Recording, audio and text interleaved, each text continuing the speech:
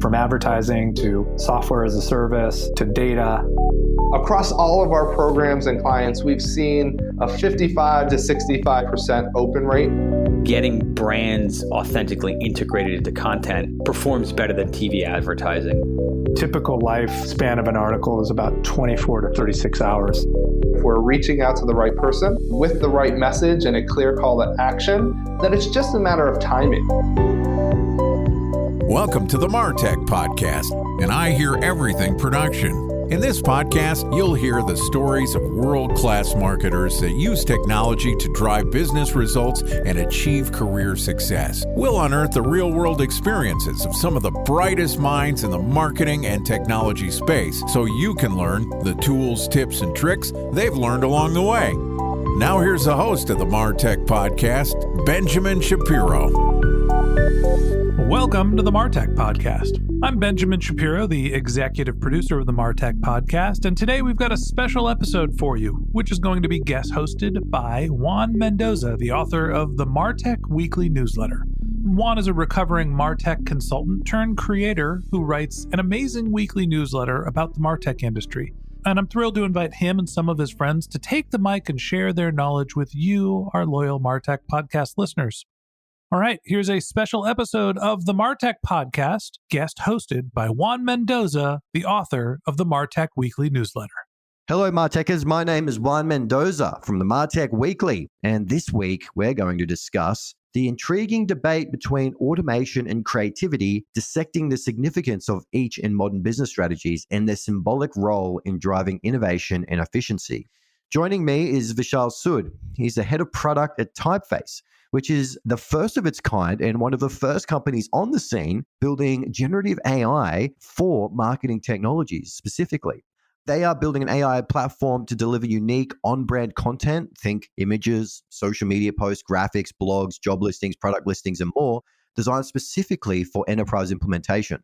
This generative AI platform is built around using a personalized AI core and delivers a powerful suite of secure, self-serve solutions that uniquely addresses enterprises' needs, serving the different divisions within an enterprise from marketing, sales, and HR, to name a few. Definitely an impressive product and a lot to unpack there around what they're doing with generative AI and applying it to marketing use cases. So today, Vishal and I are going to discuss, automation and creativity. Which one is more important in this incredible world we're living in where so much of content can be generated with automation? Okay, here's my conversation with Vishal Sood, the head of product at Typeface. Hey Vishal, how you doing? Hey Juan, very nice to be here. I'm a big fan of the show, so look forward to this conversation. It's kind of very top of the mind for us, so excited about this. You must be so exhausted. We were just talking before we recorded that you launched in February, and it must have been an unbelievable year for you folks building a software platform around generative AI for marketers. Tell us, what's it been like with this incredible new technology and really grappling with making it useful for marketers? Yeah, it's been very, very exciting time, Juan. Like, as you can imagine, I think this is the pace at which innovation is happening in this space is unlike anything we have seen in the past. It's just the profound way both the marketing domain is kind of adapting this technology and also the way the technology is moving and changing every day. Like, I don't think there's a day you wake up where there's 5 new demos that show up on various social media channels, and then you are left kind of wondering which of those are real, which of those need to be gone deeper on, but you just keeping you on your toes all the time. So it's very, very exciting. And I think there's a lot of potential in this space. I think it's so new that there's almost unlimited opportunity, I think, because you could literally build a platform, build a company, leverage some of these large language models in unique ways. And right now it's just I would say it's almost like a gold rush. It's all these companies, thousands of companies have started this year around the promise of generative AI. But you're working on the intersection between making marketers more creative by using these automation tools, these generative AI tools. So perhaps before we get into this topic, and if our audience may not be fully aware, but how do you define generative AI? What does that look like to you? So if you think about it, like most of us kind of are telling stories one way or the other, and to tell our stories or to get our message out there, you need content. And generative AI for the very first time is kind of a way to create content with the help of a computer, right? Essentially, so how do you do this? But at the same time, how do you help the person telling the story tell their story, not just a generic story? has been kind of what Typeface, the journey Typeface has been on. And for us, it's all about how do we generate on-brand personalized content at scale so you and your company can tell your message. And that's kind of what it's all about for us. That's very interesting. So when we talk about creativity, and the internet made marketers way more creative, I think, in a lot of ways. All of a sudden they had access to all these new channels, very different dynamics. No longer we're just dealing with billboards and TVC and your traditional channels. The internet brought a whole new landscape of just incredible canvas of creativity. But when it comes to the generative AI aspect, it brings a lot of different unique challenges because marketers, particularly in the creative side of marketing, which is copywriting, design, campaign strategy, like all of that creative element, all of that is something that marketers really love. But generative AI offers this opportunity to automate a lot of those tasks. So how do you strike that balance between automating the creative part of marketing and marketers actually wanting to embrace that creativity for themselves? One thing, as we started building the company, we started talking to several pretty key marketers, CMOs, and other audiences out there. And what we realized is, and this is, I think I'm just going to step back a little bit and I'll come and answer your question. Because what we realized is there are two broad ways most companies create content. One, which we internally called a brand loop. So the idea there is this is the content you put on your websites, the billboards and stuff like that. It's very much on pixel perfect content in terms of creative, on brand messaging, and usually some kind of an agency gets involved, whether it's your in-house agency or an external agency. And this kind of brand loop is where predominantly most of the content that is central to an organization gets created. But as you were saying, on the other end of the spectrum, what we're realizing is there is so many channels, and some of these topics on these channels change by the hour. They don't even change by the days. So even if you had all the time and all the money to kind of do this on-brand content, you just didn't have the velocity to go target all these channels in a timely manner, right? So what people end up doing is they start writing copy themselves to put a message out there, or they start taking a stock photography image and just putting it out there. Now, the benefit of doing that, which we call velocity loop, is that you can actually generate content really fast, but then you end up compromising your brand. And these two worlds, which is the brand loop and the velocity loop for us, we see are largely disconnected in most organizations. So now, and something similar was happening in the data space, right? You had so many databases, if you look back 10 years ago, and then Snowflake, Databricks kind of technologies came about, and they said, now wherever your data is, you can just query it from a central place. We believe generative AI for the very first time is a piece of technology that allows us to bring these two loops together. So now when I go back to your creativity versus automation, I don't think the whole premise of generative AI, or at least the way our worldview on generative AI is going to become all automation and you're just going to kill the creativity. It's actually an and. For us, this brand loop, the content will actually get created the way it gets created today for the most part. Yeah, it might get more efficient, it might get a little bit faster, but then all of this velocity loop, which is where you need to really go out there with a quick message, how do you make that be more on brand, and how do you automate that across all the geographies and the personalization that you need for all of these channels? That's where I think automation fits in very, very nicely. So how do you learn from your existing content and help you create other content faster? And then the role of creativity comes through various different ways. So one way is you express your creativity in terms of rules and stuff like that, which can be used for automation. But then the whole layer about human intuition and human creativity is kind of guiding all of that at any point of time. And then you're also looking at the output also one last time before you put it out there. So it's pretty much a combination of human and automation. And I think it depends on what kind of content you are doing it for. One of the things I think was really quite exciting about generative AI is that it gives you the ability to create iterations or versions of content without all the manual heavy lifting of trying to do that yourself. The creativity aspect, say the idea or the campaign idea or the copy, or even the illustration and design for imagery and different products or websites and also campaigns, all of that stuff is the idea is what matters. And then you may want to create iterations or versions of that for, like, say, specific markets or specific types of cohorts of customers. And to do those versions, particularly in personalization, it is extremely hard, right? Because you can look at hundreds of versions, depending on how big your customer base is, that you want to just tweak a little bit, not a lot, but just take the same idea and tweak it just slightly, so it's a little bit more relevant to each user. And so do you see a lot of that in what you're doing, is that it helps speed up that process of making those versions or those iterations on, say, a single content idea? Yes, exactly right. So I think one of our customers, which we have kind of publicly talked about them, is LG. So LG is in 90 plus markets. So obviously the kind of messaging you put in one country is very different than the kind of messaging you put in another country. So if you look at the anatomy of this messaging, there is probably a central kind of a brand voice that you always want to be true to. But then there is a bunch of localization and contextualization that you need to do based on the geography or the person you're talking to. And that is a great use case of how do you kind of balance both of them, right? A person can't write all those copies because they may not even have all that context from all these locations. But if a person can actually write a set of copy and then take something like generative AI to kind of go target 90 different markets with the nuances for each of those markets, that's kind of what we're talking about, where the creativity and automation kind of go hand in hand. So you're absolutely right. That's been a use case that we have seen getting a lot of traction with our customers.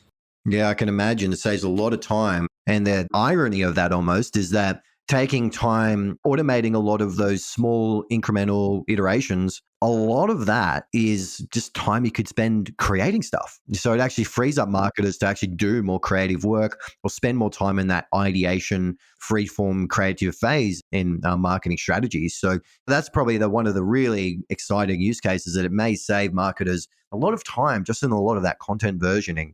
The other way I think about this, sort of 4 layers in generative AI in the content production cycle. So there's like ideation. For example, you can use a lot of GenAI, ChatGPT and others to give you ideas for campaigns. Oh, we're wanting to do this, and maybe we'll give you a list of things to do, maybe for some research, or to give you a sketch of an image, say for just a pitch for a campaign or something like that. That ideation sort of feeds into conceptualization. Okay, what's this actually going to do? Gen AI can write copy for you now. It can design products. It can do image iteration and like give you versions so you can conceptualize a specific strategy. Then moving into refinement, then you refine your content. It gives you feedback. You can upscale and make those changes to images. You can summarize things as well. Say you have a podcast and you want to have a summarized version of that. You can do that with generative AI. And lastly, production. Getting those assets managed and then versioned and then also into market as well. And so across that supply chain, where does Typeface fit? Are you guys in the ideation space or more sort of towards the bottom there where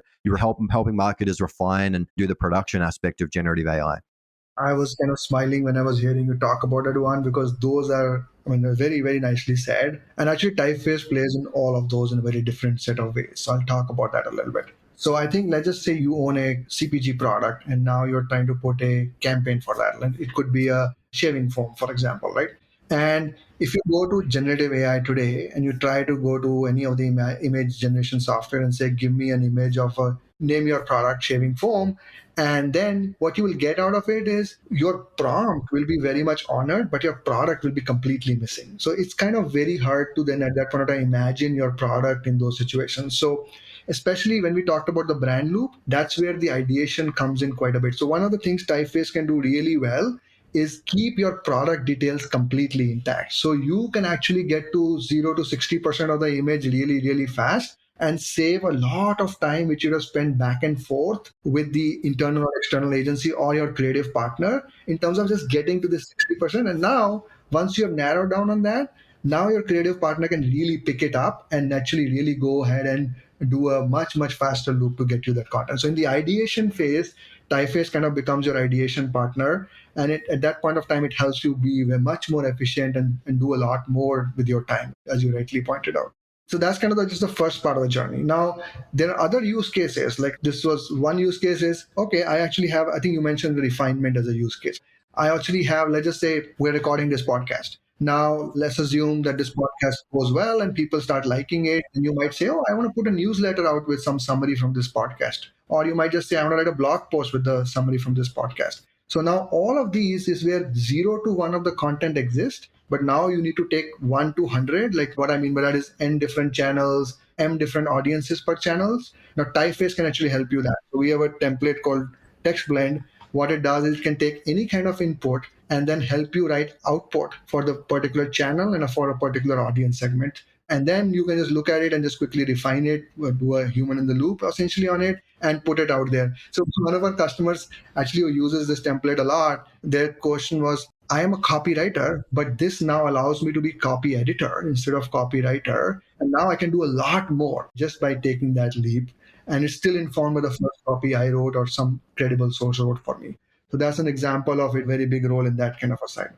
Tell me about production, because I mean, that's the really fascinating part of generative AI is making it easier to get this stuff into channels and to really get the assets finalized. Yes, exactly right. So I think then if you look at it, there are many different reasons why you might be going into production. Like let's say you're a performance marketer, you are sending emails. So today, as I said earlier, given the data systems have evolved so much, now I can create very fine-grained audience segments in my system. It's very easy for me to do it to the extent that at some point of time we are approaching a one-to-one personalization. It's still a little bit away, but we can talk about that later. But I think from this purpose now, if you take something like Typeface and you give it a message and say, now go integrate with my customer data platform, like a CDP, where my audiences are defined. And for every audience, use the audience characteristics and now create a personalized message at scale for me so that I can then automate some of my email campaigns. So the first version of the email came from you, but all the personalization for all these audience segments was done by keeping the data characteristics and the audience characteristics that usually sit in some kind of a marketing automation system.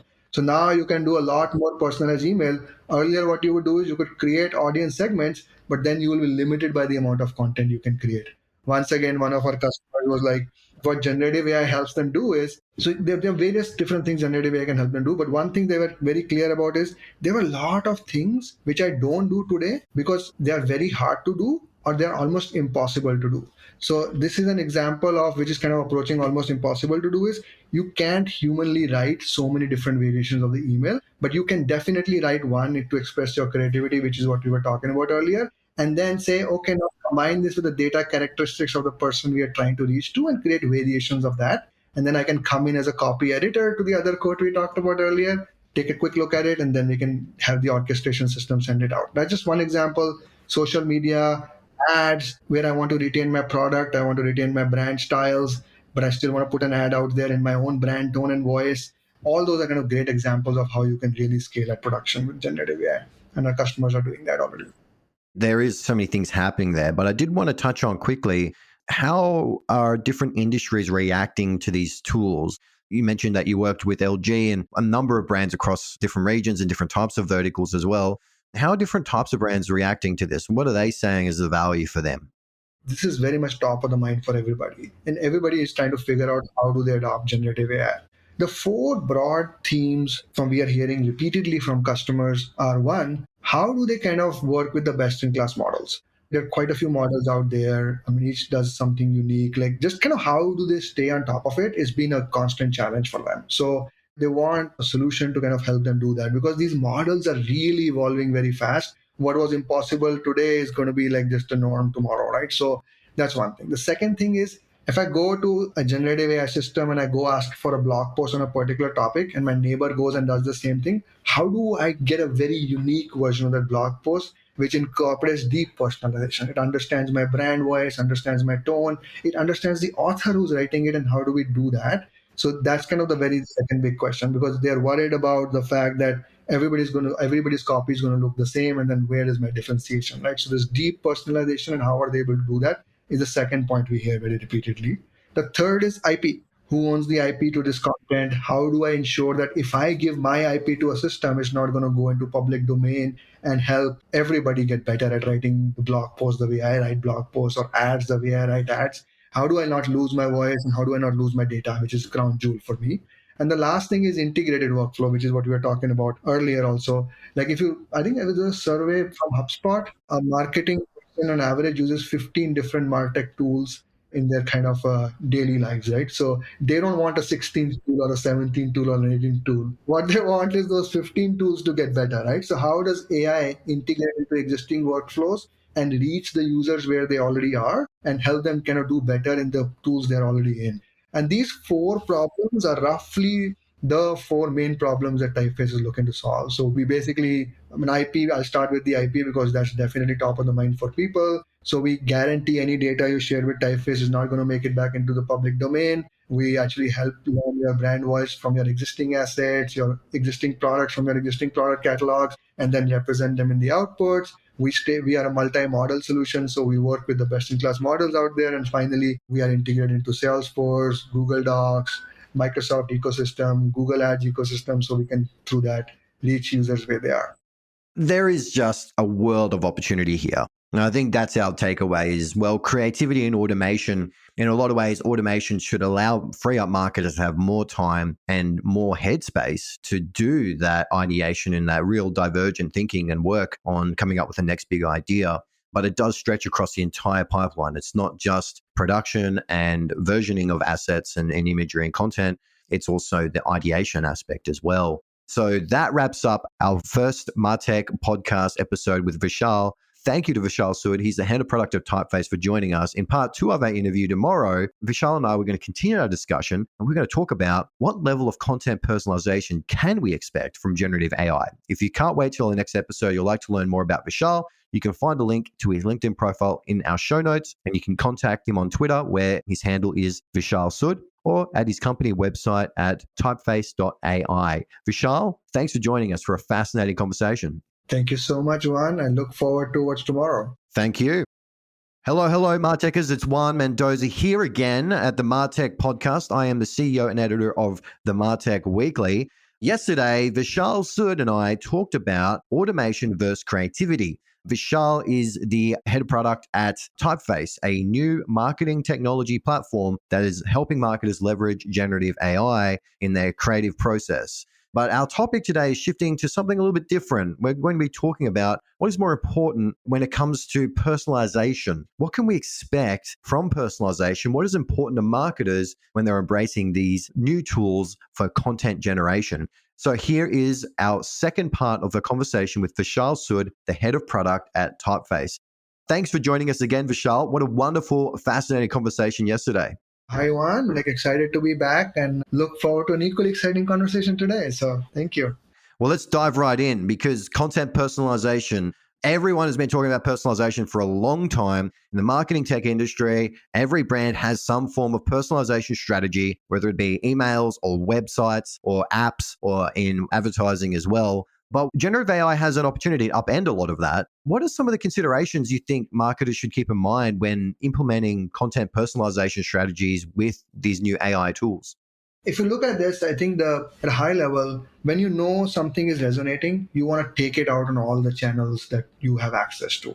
However, if you don't personalize it for each channel, and even further, some of these channels have multiple different audience segments, and then each channel resonates to different geographies very differently. So it's a very multi-dimensional problem, right? So we talk about the fact that you can create a content 0 to 1. Let's just say, as we talked about this podcast, but let's just say I put a YouTube video out there and that's really resonating with the audiences. Now, I want to capitalize on that video. That might be an hour-long video, and I want to put an email newsletter out of that. I want to put it on my website with a little bit of a summary from the video, capturing the key highlights. Then I want to send a blog post, and I want to also maybe use some aspects of that in a LinkedIn ad campaign that I want to run, right? So if you look at this problem, it is a 2-hour-long video. Imagine the amount of time it will take somebody to go just watch that video and then grab the transcript from it and then go ahead and kind of articulate in all these segments. And each of these segments may further have optimization for audiences. So it just becomes a 0 to 1 content becomes 1 to 100 really fast. And it just becomes, if you don't personalize it, then you basically don't capitalize on the maximum benefit from that thing, right? So that's, I think, the thing to keep in mind is there are tools like GenAI, which can really help you with that now, which is if you kind of are able to articulate your brand voice per channel, if you're able to kind of bring your audience data in, these tools can help you get to this kind of scale content, 1 to 100x is what we call it, very fast. And then your job becomes essentially to quickly do a review of this, make sure it's representing what you wanted it to represent. And then it becomes a much, much more manageable effort versus having to write all those copies yourself. So the aspect of personalization is really interesting with generative AI, because increasingly marketers want to personalize content and make it relevant to each specific segment. And often the challenge, the bottleneck there is knowing exactly what to personalize. Can generative AI help with that strategic component of what marketers should be personalizing for their customers? Or is this more of an execution type tool where you already know what you want to personalize and the generative AI tool will assist that and help automate it? I think it's a little bit of both. So, and I'll explain what that means. So if you look at it, usually your customers and how they're responding to your content, what they are responding to is usually in some kind of an analytics system that you already might have. and some other information about who the customer is probably there in some kind of a CDP system, right? That's just one aspect of it, which is about the actual audiences that are going to come to you, various channels that you have. Then there is some channel specific domain understanding, like what kind of resonates on Instagram versus what resonates in an ad.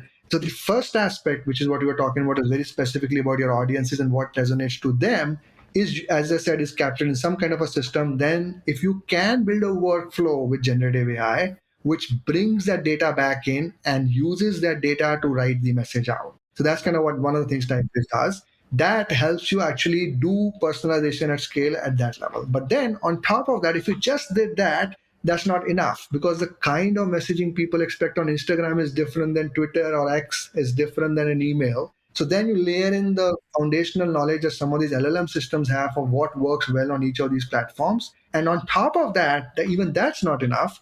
On top of that, your brand likes to talk in a certain way on those channels, right? I might be very quirky on a social channel, but I might be very serious on my website and very professional there. So bringing all of these dimensions together into a workflow and then applying these unique data sets and these unique attributes and then creating content. And after that, it becomes an execution problem. But till then, it's very much a content problem and creating the content that you know will represent you and will work well for a particular channel or an audience. I guess for us, it's great to talk about the opportunities and the potential of doing personalization with generative AI. But can you walk us through a case study or a customer example where you've really seen brands really take a hold of this? And I know that it is perhaps challenging to do that because it's so new, a lot of this stuff. Even Typeface just launched back in February. But can you walk us through what you're seeing, just some early use cases of what a star customer is actually doing? I can walk you through a few use cases that we have seen already starting to gain a lot of traction. So one of them is one of our customers actually does a lot of podcasts, believe it or not. I know we are on a podcast right now, but they do it with the key leaders, and this is an HR company, and they actually put a lot of content out there, and their content resonates really, really well. And what they haven't been able to do so far, just because it's been really hard and nobody has enough resources ever, they've not been able to utilize this content to generate ancillary content. So now they are using, we have a template called Vimeo Blend. All their podcasts are on Vimeo. So you can take a Vimeo podcast and rewrite it into anything you want. And you can apply brand. So they've been using that to send email newsletters and driving even more traffic to their website with that. And they're getting a lot of success with that. And really without having to add incremental investments on top of what they already have on their team, right? So that's kind of one use case which we have seen be quite successful. The other use case I'll tell you is about a large electronics company. I think we talked about them briefly in the last podcast.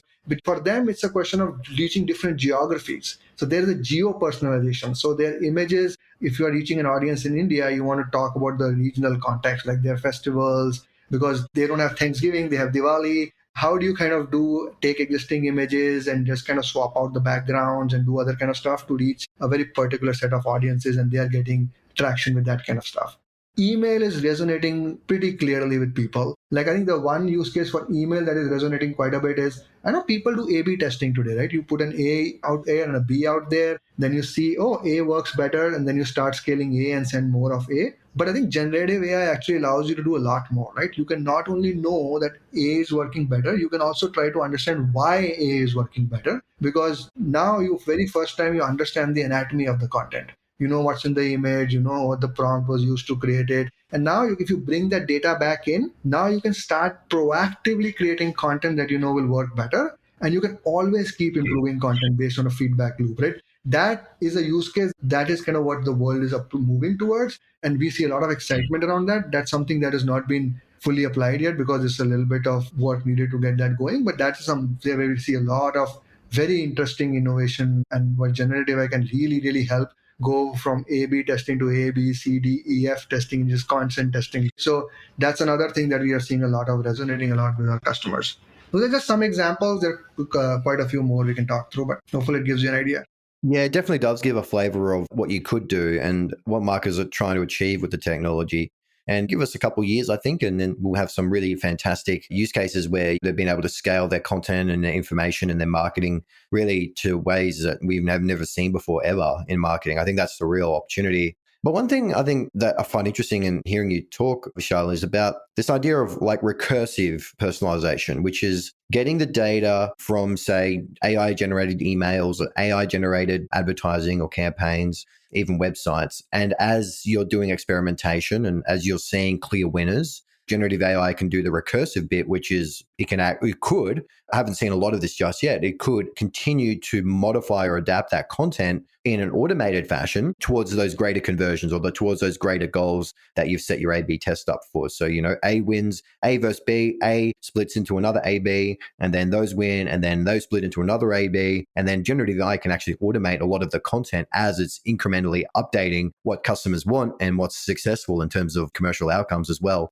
Are you seeing much of that? Is that the right concept, recursive personalization for generative AI, or am I totally off the track and just speaking nonsense? No, actually, you said it way better than I said it in the first go, so that's awesome. I think there's a lot of promise in this area. And that's why I also left the last sentence by saying that this is where the world is going towards, and it's going to go there. It's not only just AI-generated content. Like, once again, we talked about in the last episode, the brand loop and the velocity loop. But if you look at it, you already have campaigns out there. You already have data from those campaigns. We can even use that to proactively create content that has a higher likelihood of success. So even your first bit of A and B can actually be good from the get-go, right? So if you kind of close the loop on this kind of a stuff. So to me, yes, you're right. This requires a lot of orchestration at various different levels. This requires this key focus area for us at Typeface right now, because the experiences you need generally today, and I think you will agree with this, generally AI is not at a point where you can just blindly trust AI and put content out there from a pure automation perspective. We talked a little bit about it yesterday.